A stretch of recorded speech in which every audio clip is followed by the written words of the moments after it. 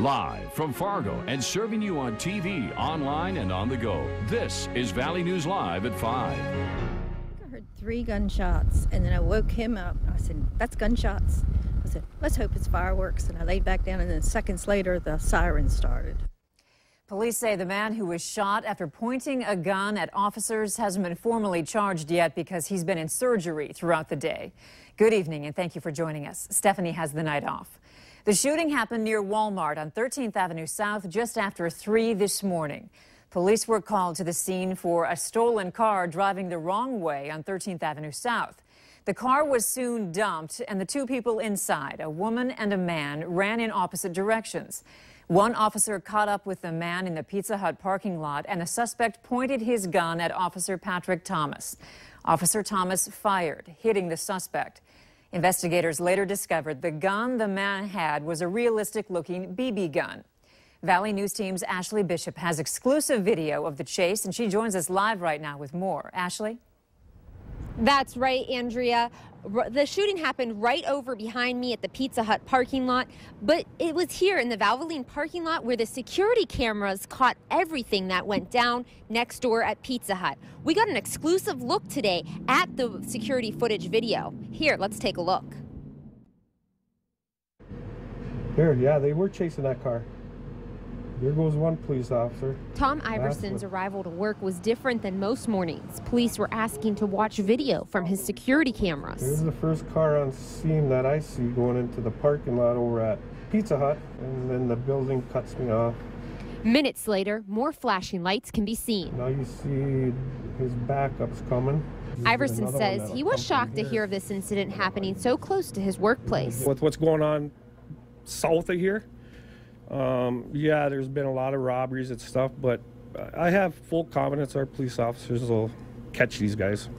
2 people sleeping in their camper nearby say they heard gunshots. That went pow, pow, pow. I mean, I knew what it was. Lawrence Dean and his wife Pam are traveling the country.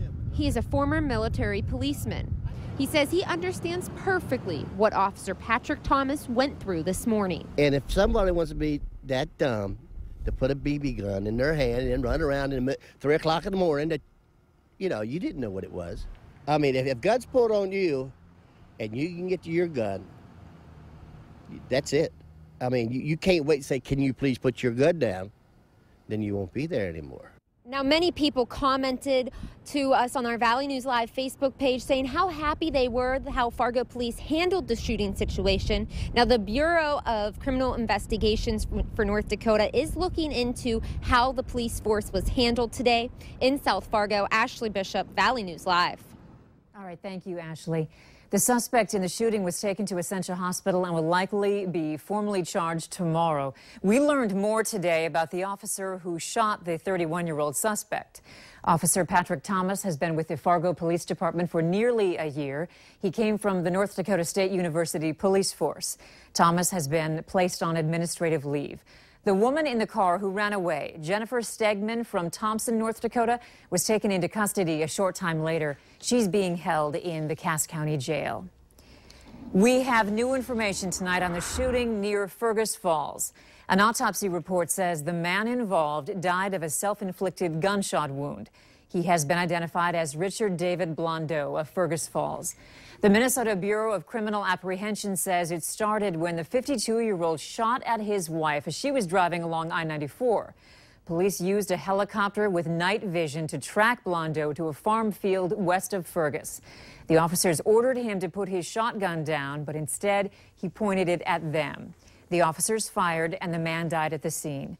Investigators are still trying to figure out what led to the incident. 4 officers, one of them, the Fergus police chief, are on leave following that shooting. That's standard procedure in cases like this. Also new to report, according to a Caring Bridge page, the Kindred school bus driver who was involved in an accident on Friday had to have both of her legs amputated. Tonight, the community will gather to send positive thoughts to Kathy Josted. The crash happened on Highway 46 near I-29 involving a school bus and 4 semis. Josted was driving a bus of students when a semi pulled out of the fog and the bus T-boned the semi on the driver's side. Josted had to be cut out of that bus. A prayer service for her will be held tonight at 6 p.m. at the Kindred Bus Barn, and everyone is invited to attend. And we will be there, so you can join us on Valley News Live at 6 as Christine Stanwood reports live from that ceremony. We have some beautiful pictures of the blood moon from last night, and I hear we've got some chilly weather moving in overnight. Here's Hutch with a look at the forecast. Hutch. Thanks so much, Andrea. Heading into the evening tonight, we will have clear skies just like last night. Some gorgeous shots shared with us via email and, of course, on Facebook. This one near Park Rapids. Look at that red moon as it dove into the shadow of the earth. Numerous shots, even some time lapses. Russell Hans capturing this gorgeous time lapse of what happened. Nick Roll also out for hours watching what happened. Here's a look at the skies right now. Cold air moving in, northwest winds, and it's dry air too. And that means overnight a chance for some very cold temperatures. A freeze warning along Highway 2 and points near means that temperatures will be cold enough for a killing freeze, cold enough to end the growing season. Frost possible in our southern counties. For this evening, though, just bring that light jacket. The north winds around 10 miles per hour will continue. Temperatures fall quickly there, as you can see, Andrea, into the low 50s this evening. I'll have details on some slightly warmer weather and more outline of the very cold that we're expected to have here in a moment. All right, thanks so much. North Dakota Lieutenant Governor Drew Wrigley says he will not run for governor. He recently admitted to an affair with a woman in Bismarck. In a written statement today, Wrigley says he and his wife have concluded that the onset of a campaign is not consistent with the current needs of our family. And you can read his full statement online. Just go to valleynewslive.com and click on this story. The Grand Forks Police Department is looking for a man believed to be involved in a robbery that happened on Sunday. A man claims he was approached by another man who suddenly punched him several times. A short time later, he noticed his wallet missing. The man is described as a dark-skinned black male, about 22 to 24 years old, and about 5'6". The man was wearing a white T-shirt and black skinny jeans. He also had shoulder-length dreadlocks. Anyone with information is asked to call the Grand Forks Police Department. The experts say that some of the worst problems surrounding North Dakota sex trafficking are right in Fargo-Moorhead and not in the oil-rich western half of the state. A new federal grant of $1.6 million will be used to try and stop it across North Dakota. The program will include more agents dedicated to the sex trafficking problem and more local police departments who are trained in the problem. It's all geared toward more sting operations against the men who support it and operate it, and more help for the women trapped in it. To help solidify proactive investigations and prosecutions around human trafficking cases, and then building out comprehensive victim services. The $1.6 million federal grant for the program comes from the Department of Justice. North Dakota Senator John Hoeven serves on the Appropriations Committee that allocated the money.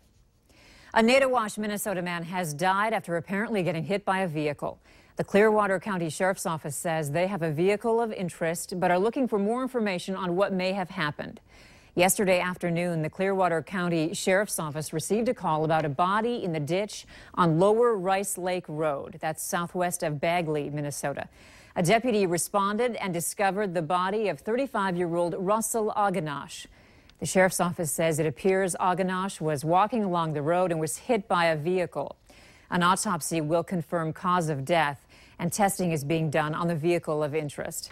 If anyone has information about what may have happened, you can call the Clearwater County Sheriff's Office at 218-694-6226.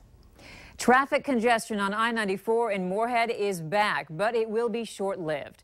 Crews are working on striping a 6-mile stretch of the interstate between 8th Street and Highway 336. That's the piece of road that just got a new surface. There are some lane closures on the interstate associated with this striping work, causing some backups and congestion.